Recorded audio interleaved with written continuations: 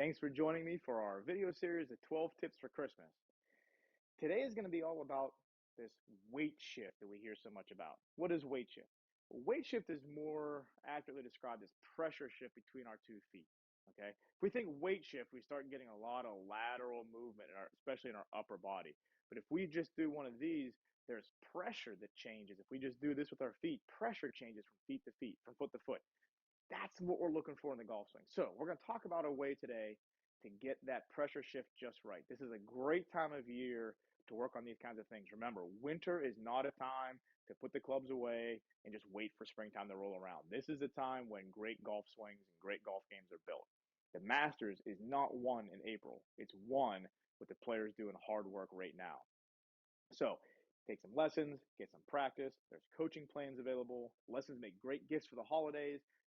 Make sure the golfer in your life is working on their game so they can make their goals a reality in 2023. Now, the weight shift, the pressure shift. Okay. What we're going to do is we're going to grab a club. You can grab 2 clubs, 3 clubs. Give yourself some weight, something you can't easily move. Okay. I'll do this drill a lot of times with a 10-pound medicine ball so that I am forced to feel how the pressure changes between my feet as I try to move that 10-pound object back and forth. Okay, but here's how things are going to go. Grab a golf club, 2 golf clubs, something weighted. You're going to start with that weight, okay, in your golf posture. You're going to start with that weight in sort of a half follow through position. So all I've done is I've taken my torso and I've just sort of rotated it till my arms are about in the halfway follow through kind of position, almost to where the club is about parallel to the ground. Okay, what I'm going to do here is take my trail heel. I'm going to let my trail heel come off the ground ever so slightly.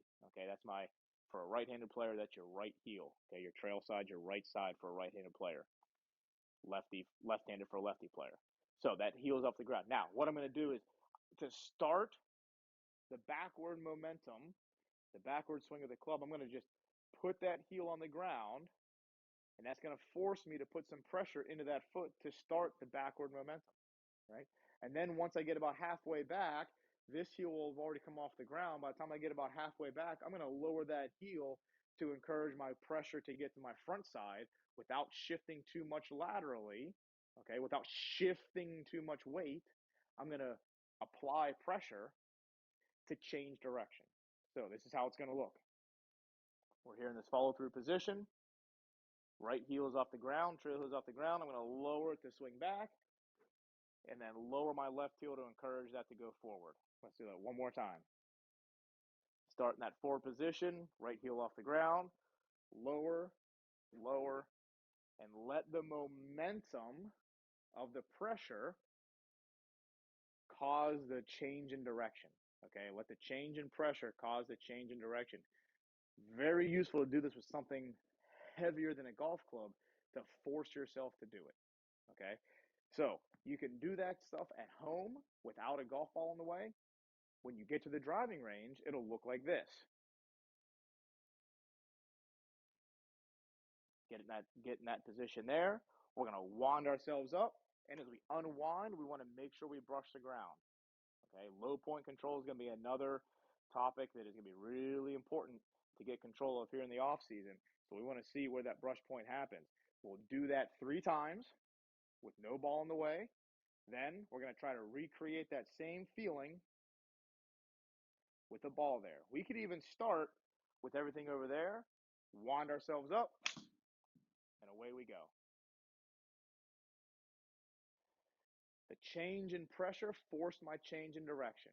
Okay, let's try that one more time. It'll look a little bit like this. 3 swings where we simply brush the ground, starting over here, wind up, let the change in pressure dictate the change in direction. I'm going to feel pressure in my trail side to start. The pressure into my lead side is going to indicate when I change direction, and away we go.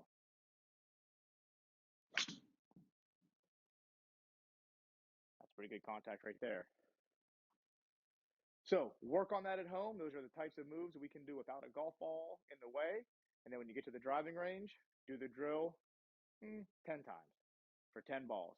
3 dry runs, then 1 ball.